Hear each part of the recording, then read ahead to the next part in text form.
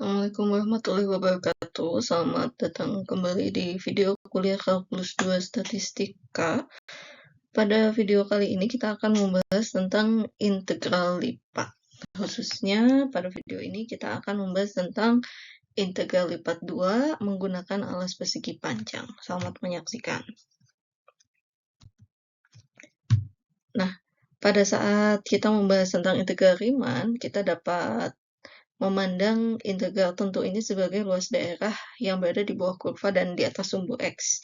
Kemudian untuk mendapatkan luas daerah ini kita dekati dengan cara memotong-motong daerah yang kita miliki menjadi persegi panjang kecil gitu, dan potongannya kita buat semakin lama semakin banyak agar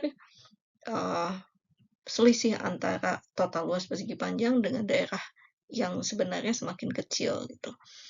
Nah, pada saat kita sekarang bergerak ke bentuk 3 dimensi, kita akan punya bentuk seperti ini.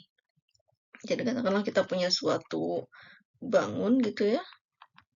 Kita punya suatu benda padat dengan bentuknya seperti ini. Kemudian kita lakukan hal yang serupa dengan saat kita menghitung integral Riemann, yaitu kita potong-potong. Hanya saja jika sebelumnya kita potong menjadi persegi panjang, maka di sini kita ambil bentuk 3 dimensinya, yaitu menjadi bentuk balok. Nah, salah satu potongan baloknya kita bisa lihat di sini.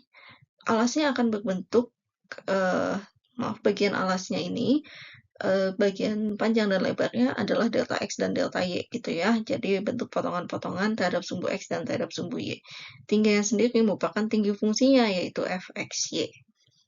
Nah, untuk menghitung keseluruhan volume bangunnya, maka kita jumlahkan keseluruhan dari persegi panjang hasil potongan-potongan yang kita buat.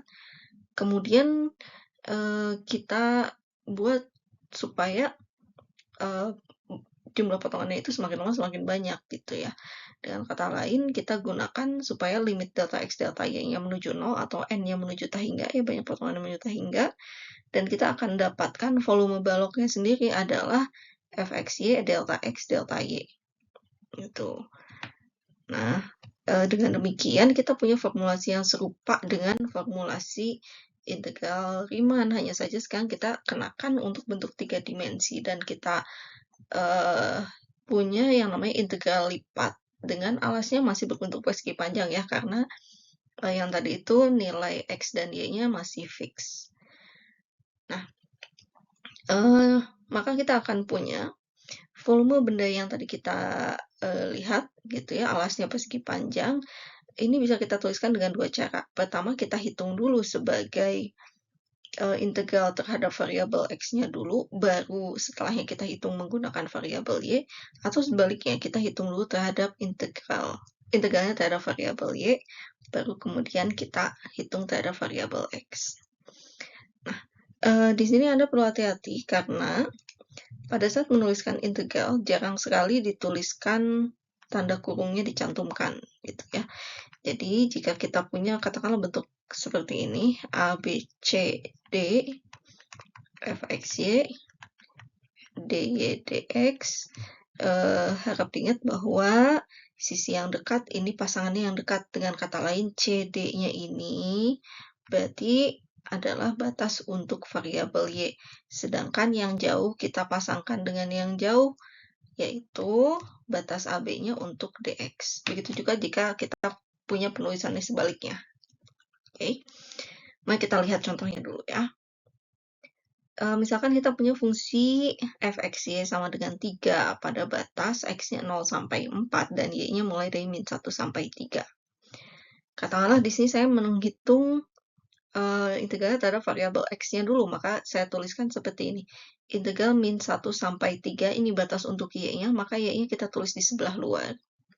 Kemudian integral 0 sampai 4 ini batas untuk X, maka dx-nya, diferensial terhadap X-nya kita simpan di dalam. Lalu ini adalah fungsinya.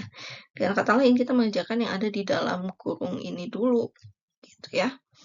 Nah, 3 kita integralkan terhadap X adalah 3X. Dengan batas 0 sampai 4, kita substitusikan Y12 min 0.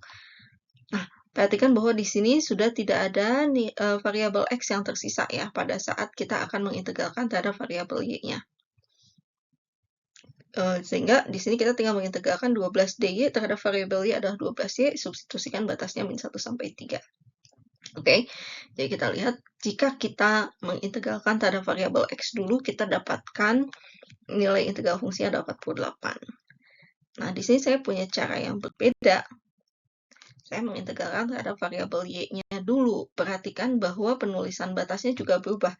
Jika sebelumnya batasnya adalah min 1 sampai 3, sekarang batas yang kedua adalah, sekarang batas yang pertama ada 0 sampai 4.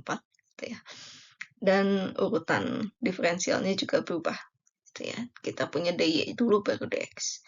Nah, jadi kita mengerjakan dengan integral yang ada di dalam kurung ini dulu. Integral dari 3 terhadap variabel y menjadi 3y dengan batas min 1. Oh maaf, ini harusnya y.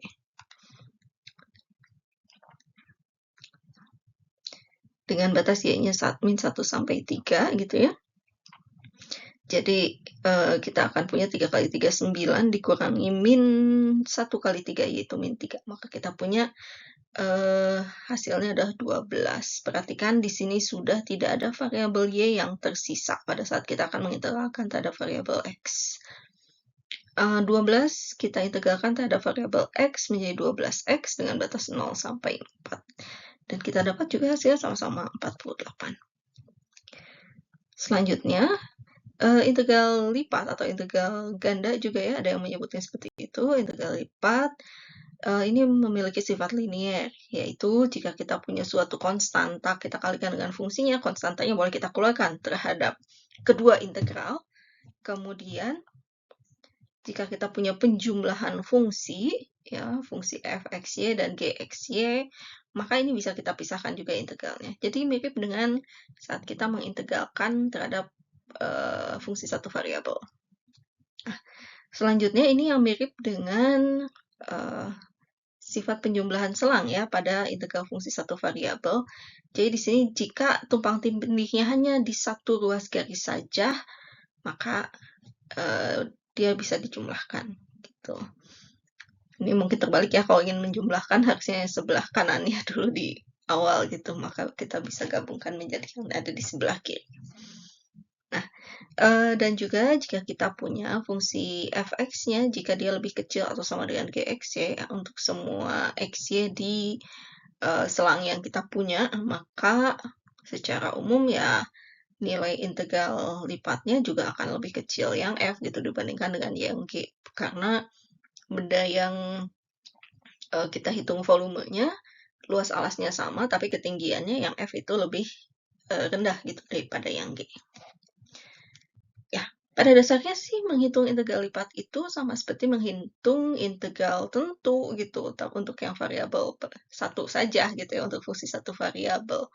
Kenapa? Karena jika kita integralkan terhadap variabel x ya berarti y-nya kita anggap dulu sebagai konstanta gitu ya. Sebaliknya kalau integralnya kita lakukan terhadap variabel y, berarti x-nya yang kita anggap sebagai konstanta.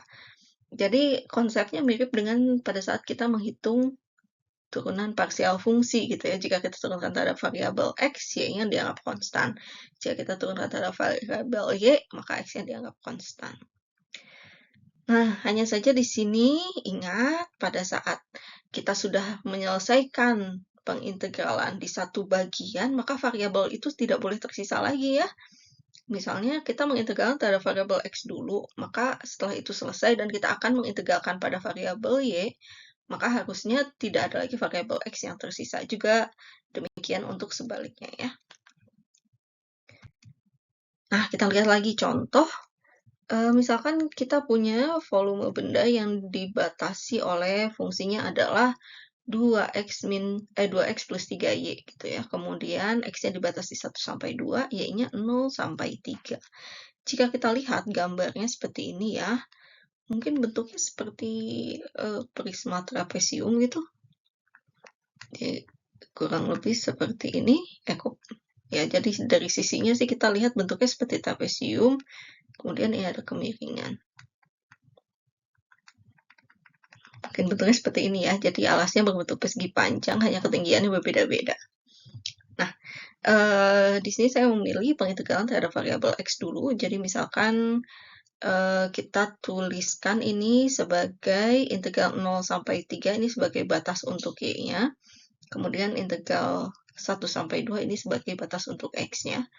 Kita integralkan terhadap variabel x dulu. 2x kita integralkan menjadi 2x kuadrat per 2. Ini habis nanti ya. Kemudian y-nya ini kita anggap sebagai konstanta. Sehingga pada saat kita integralkan, ya kita cukup kalikan saja dengan x gitu. Jadi kita punya suku keduanya menjadi 3yx. Gitu ya. Nah, selanjutnya kita substitusikan batas nilai x-nya. Ini x sama dengan 1 dan x sama dengan 2. Berarti kita punya substitusi 2 kuadrat ditambah 3y kali 2 dikurangi 1 kuadrat dikurangi 3y kali 1. Gitu. Dan setelah disederhanakan, kita punya bentuk fungsinya yang akan kita integralkan berikutnya adalah fungsi ini, 3 ditambah 3y dx. Lalu kita integralkan terhadap variabel y, 3-nya diintegralkan jadi 3y, 3y-nya diintegralkan jadi 3y kuadrat per 2. Masukkan batasnya, ini batas untuk y, 0 sampai 3. Masukkan 3, 3 kali 3, ditambah 3 kali 3 kuadrat per 2. Maka akan kita dapatkan hasilnya ada 45 per 2 volumenya. Baik, untuk berikutnya ini ada soal-soal yang mungkin Anda bisa kerjakan. Ya, soal nomor 1 dan 2 itu untuk Anda lebih mudah membayangkan apa yang harus dilakukan jika mengintegralkan terhadap variabel x saja atau terhadap variabel y saja. Silahkan dicoba. Yang selanjutnya bentuk integral ganda biasa. Baik, terima kasih telah menyaksikan video ini. Sampai jumpa pada video berikutnya. Wassalamualaikum warahmatullahi wabarakatuh.